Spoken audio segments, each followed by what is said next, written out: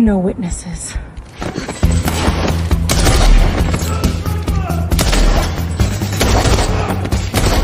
Everyone is talking about Sora, but is Seedance 2.0 actually better for filmmaking?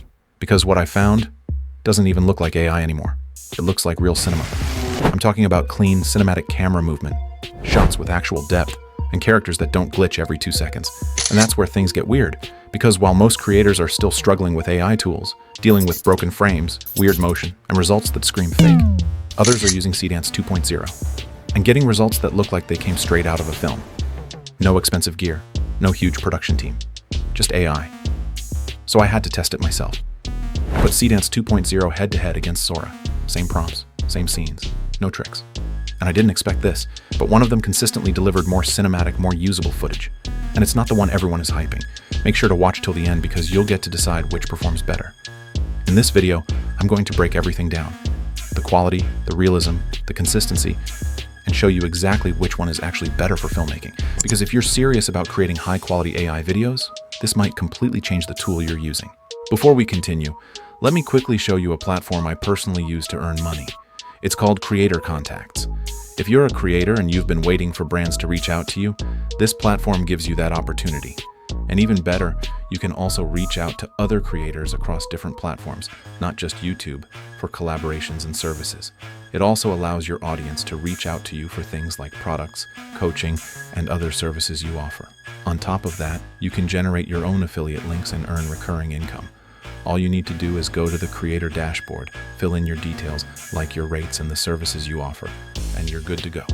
If you want to try it out, I'll leave my link in the description. And if you sign up through it, you'll get a 5% discount.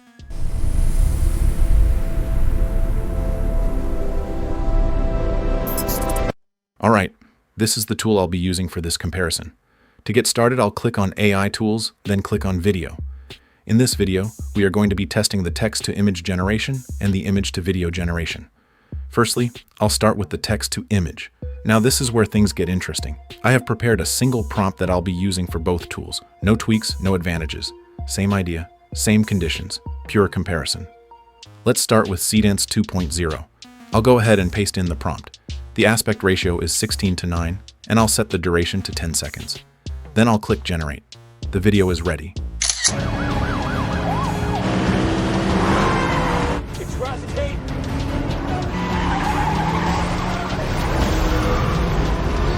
Now pay attention to the motion.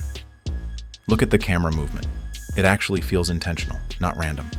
The lighting is also doing something interesting here. You can see the reflections reacting to the environment instead of just sitting flat. All right, let's compare that to Sora using the same prompt. For this, I'll set the duration to 12 seconds, then I'll go ahead and generate. Now this is Sora's version. He's weaving through traffic, stay on him! Copy, attempting PIT. Do it now, now! Hang on! There, PIT failed, he cut right, he's not stopping. Dispatch, suspect vehicle still southbound exceeding 90, heavy traffic. They're right on us, move! At first glance, it looks clean, but watch closely. The movement feels a bit more controlled, but also slightly stiff. It's almost like it's playing it safe instead of going cinematic. There's detail, but the emotion doesn't hit as hard. Now let's go back to Seedance for a second. This part right here. The sense of speed feels more aggressive. The motion blur, the angles. It's trying to tell a story. This is just my personal opinion, but go ahead and comment which model you think performed best for this particular generation. But here's where things get even more interesting. Let's move to image to video, using the same reference image. This is the exact image I'm feeding into both tools. No edits, no enhancements. Let's start with Seedance again. I've also prepared a single prompt I'll be using for both tools. I'll go ahead and paste in the prompt and put the necessary settings, then click Generate. Now this is where I was honestly surprised. Look at how it interprets the scene. It doesn't just animate, it adds direction. The camera slightly pushes in. There's subtle movement in the environment.